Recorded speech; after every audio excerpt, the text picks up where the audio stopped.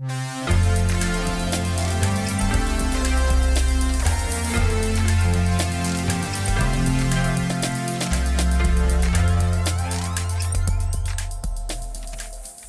friends, and welcome to the April 14th edition of Weekly Witness, Texas Impact's weekly podcast designed to help mainstream Texans of faith understand the legislative process and help you engage with the Texas legislature. My name is Scott Atnip, your host and Texas Impact's Director of Public Witness, and this week we're recording from the Texas Capitol, moments after Texas Impact was honored on the floor of both the Texas House and Senate for our 50th anniversary. We were excited to be recording from the office of State Representative Trey Martinez-Fischer, talking with his Senior Budget Analyst, Eva Deluna Castro, just days after the House passed their version of the state budget, House Bill 1. As you may remember, Texas had a record budget surplus coming into the legislative session, and with it, an opportunity to make a clear statement about our priorities as a state. Most would assume that legislators would take this opportunity to adequately fund the state's biggest expenditure, namely public education. We'll cut through the noise and get the real scoop from Eva to see how they're doing so far. Spoiler, we have work to do. Before we jump into that conversation, the Capitol is hopping this part of session, and it has been so good seeing so many advocates come in person and light up the phone lines on issues important to Texans of faith. If you feel like you're missing out on opportunities, go to texasimpact.org and click on the Action Center to make sure you are participating fully.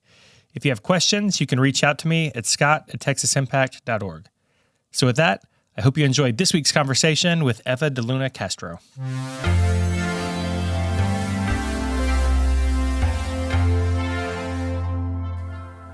Joining us for today's conversation is friend of the program, Eva Deluna Castro, Senior Budget Analyst with Representative Trey Martinez-Fischer, and we are recording today from her office in the Capitol just after Texas Impact got recognized on the floor for our 50th anniversary. Eva, thanks for taking the time. I'm glad to have you with us. Glad to be here, and congratulations on 50 years of having a good impact on Texas. I appreciate that. It's certainly been a fun ride for the time that I've been here. It's also been a fun ride for you probably over this weekend since House Bill 1 was passed on the House floor last week. I hopefully that means you got some sleep this weekend. How are you feeling now that the first round of the budget's in the rearview mirror? As you said, it was good to get that done. The anticipation up to budget day is always... It's a lot of work, and Senate Bill 30 as well, the supplemental for 2023. So the entire budget package this year is through the House chamber. Now the Senate will get its version out. And I guess also this weekend I did my federal taxes, so I didn't have money on the brain still, right? It wasn't the most fun weekend, but yeah, it's important to pay my federal taxes because that's where about a third of the state budget comes from. So always on message, Eva. Yes, I appreciate yes, that. Thanks. Yes. So let's talk some about money, because that is something that was on everybody's mind coming into the session. It seemed like for the first time in a while there was a lot of extra money. And so I assume that means that everything's great, right? We have plenty of money for public education and everything else, right? We have money. We just don't have the political will to go beyond all the constitutional spending caps that apply. So even with yesterday's proposal that cleared the House to create a new endowment for mental health and brain research, that costs another, I think, $3.5 billion in general revenue. So House Bill 1, Senate Bill 30, all the bills that would spend general revenue, the part of the budget that has to balance, there's still about $22 billion, I think, left unspent. And so you would think with all that money and with the most revenue the legislature's ever had, that the single largest thing in the budget would be taken care of.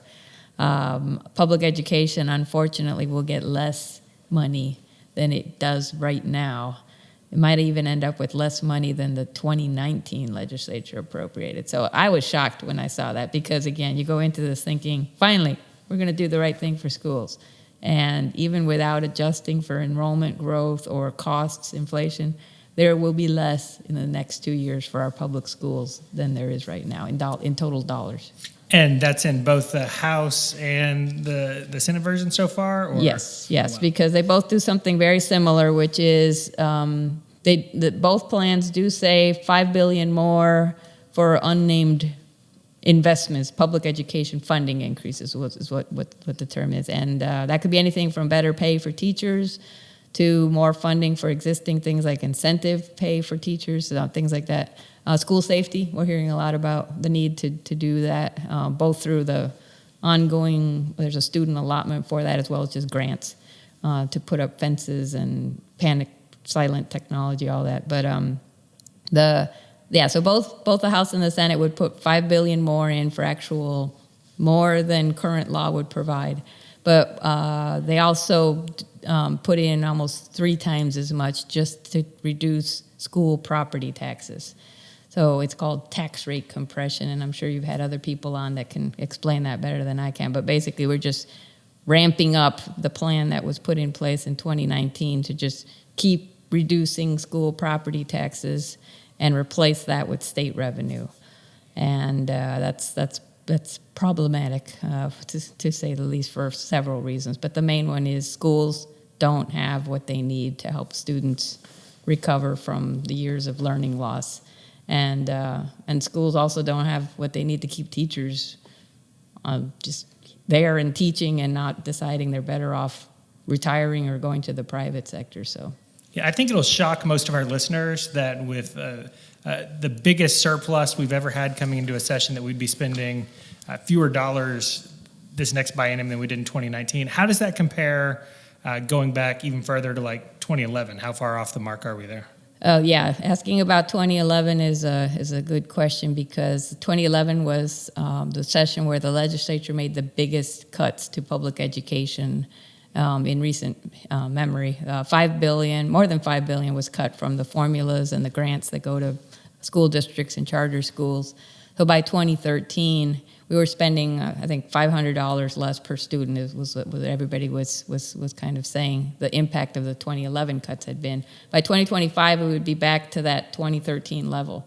And again, in 2011, that happened because the state had no money.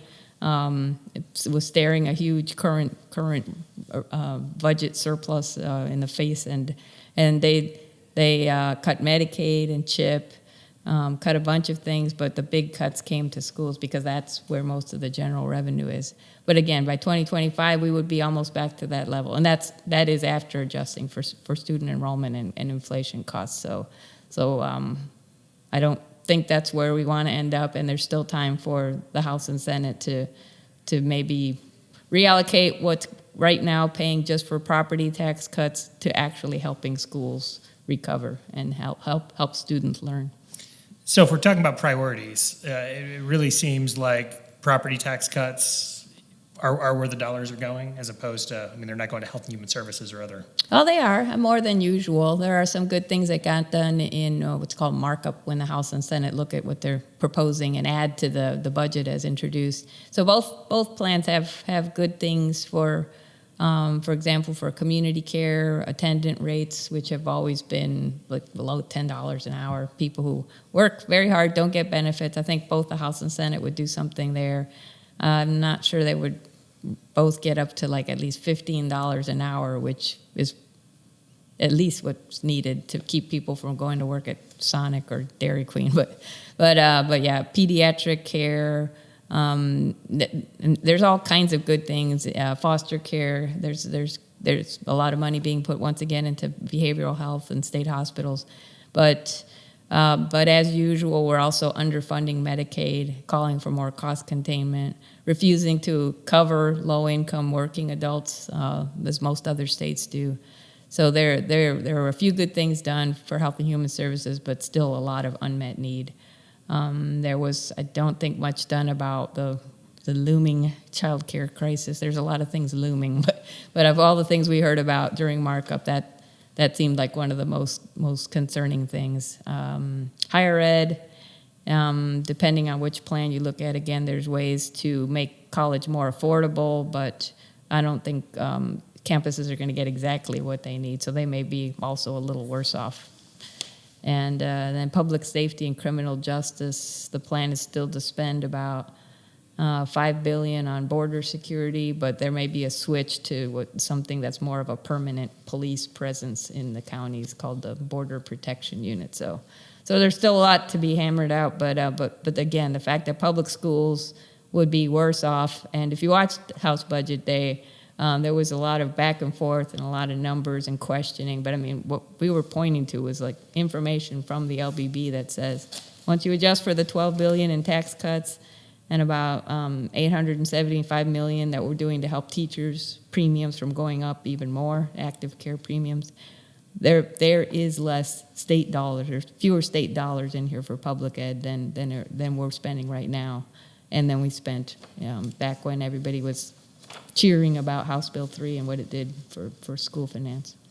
Would that be your message if you're an advocate who's listening today and you're calling your representative specifically about public education funding? Would that be your message, that we're spending fewer dollars now than 2019? Yes, and if they also want to communicate that, because what they'll probably hear in response is, but you're getting a property tax cut, you should be happy. That's why we're doing this for schools.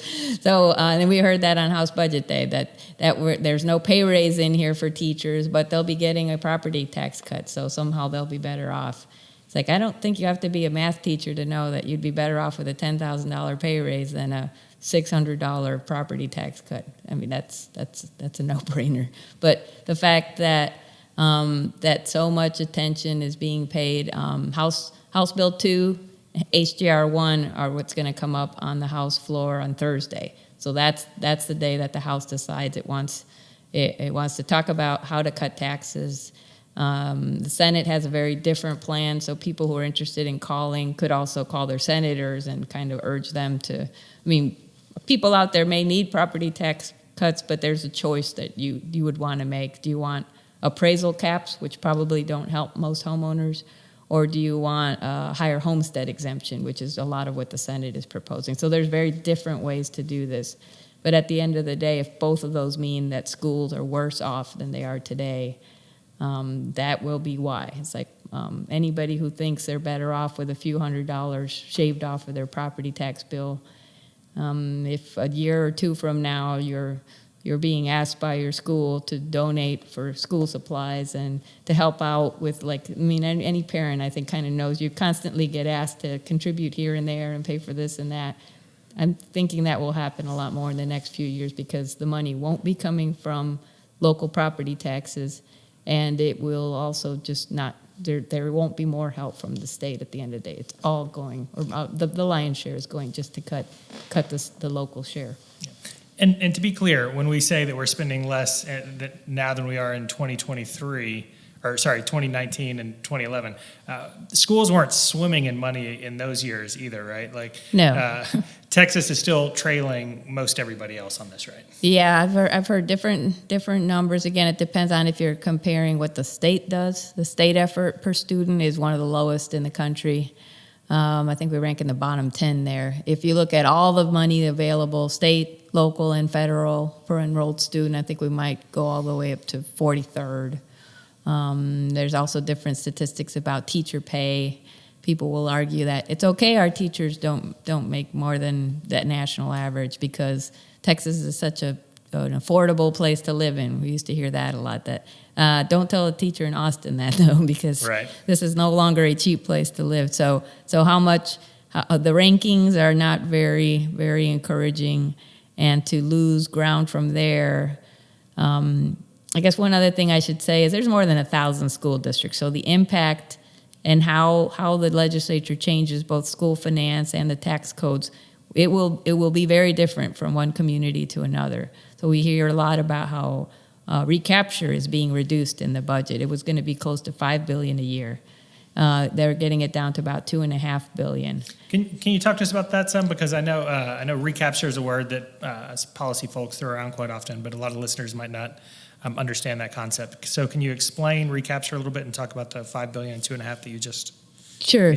I think another term for it is Robin Hood. People may be more familiar with that, but the kind of the easiest way to understand it is, again, the way we pay for schools relies, some would say too heavily, on property taxes. We start with that. So the legislature decides what the basic allotment will be, just kind of the basic amount that every school district should have per student.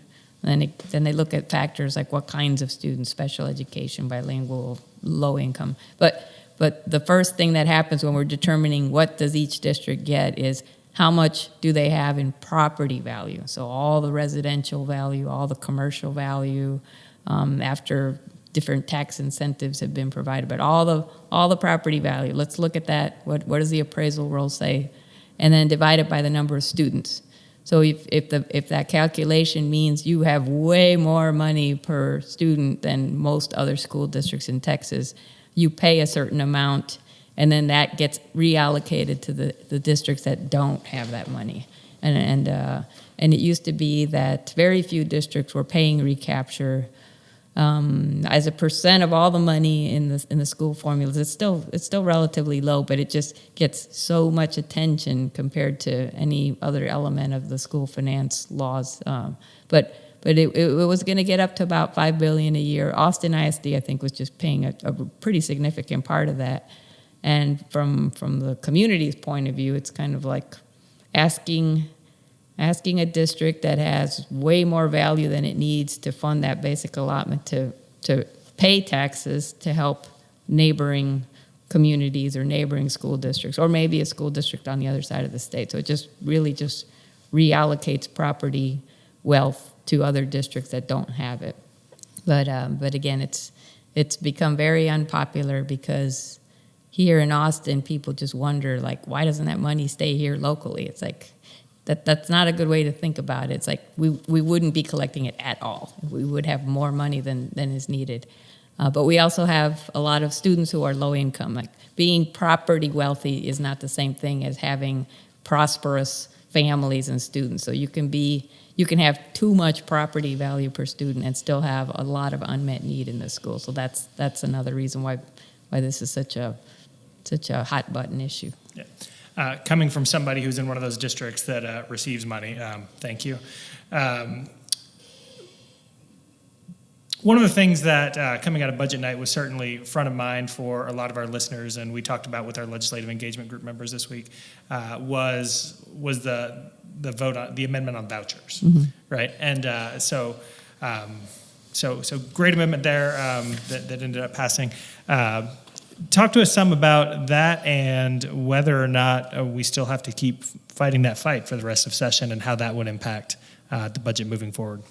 The House vote on budget day, I think, sent a signal that the House is not interested in paying for a whole new system of schools that have less accountability and that don't have to accept all students. That's kind of, I mean, there's a lot of things wrong with education savings accounts or vouchers, but they don't provide every single family an option. At the end of the day, they just simply do not. Schools still have the choice to decide who they want to accept.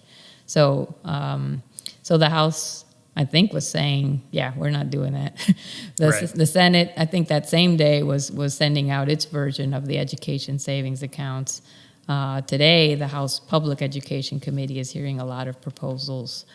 So the proponents haven't given up is clearly what we're seeing. But how this can be done at the same time that we're underfunding public schools and charter schools, that I think one of the proposals I saw would provide $8,000 per student. If we're still spending less than $6,300, the biggest I've heard as far as raising the basic allotment, would still leave it well below what we are now willing to do for private schools.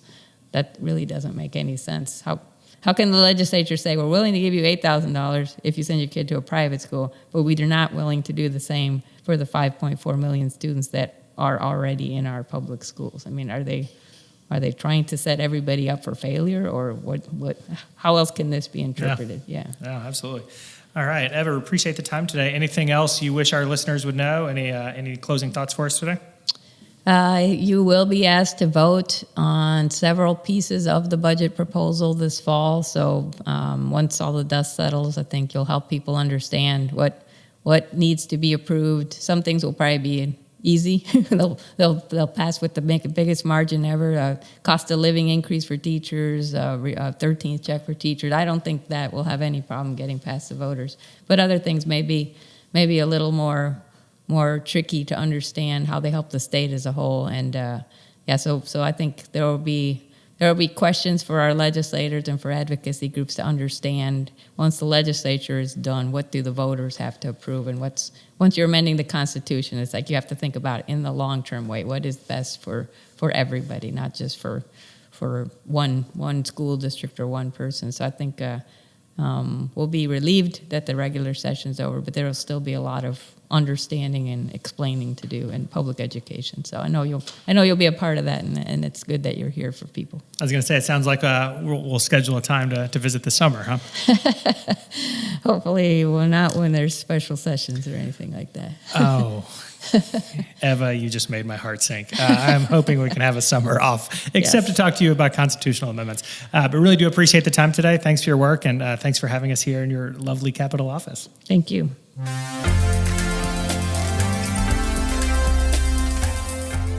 I'd like to thank Eva for her time and thank you for tuning in.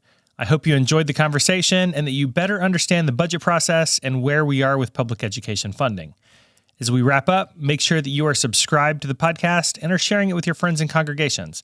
And go to texasimpact.org for other ways you can get involved during the legislative session.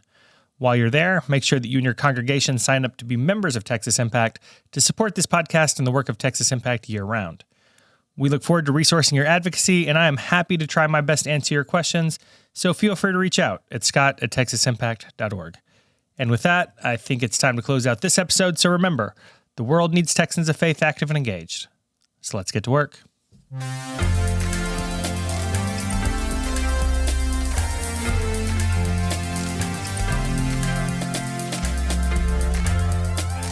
Weekly Witness is hosted by Scott Atnan, engineered and produced by David Fasalo.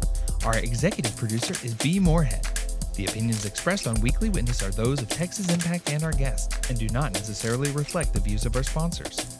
Weekly Witness is a product of Texas Impact, people of faith working for justice. Visit us online at texasimpact.org.